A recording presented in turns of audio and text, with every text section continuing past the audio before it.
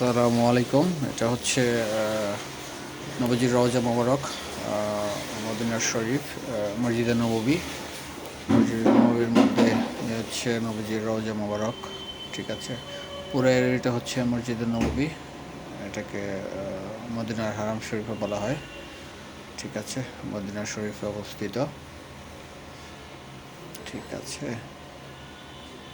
ইনশাল্লাহ আলহামদুলিল্লাহ, আল্লাহ আমাদের দেখার তৌফিক দান করেছেন। আলহামদুলিল্লাহ, অনেক বড় জায়গা মসজিদ নববী। এখন তো সারা বিশ্ব থেকে মানুষজন এখানে আসেন।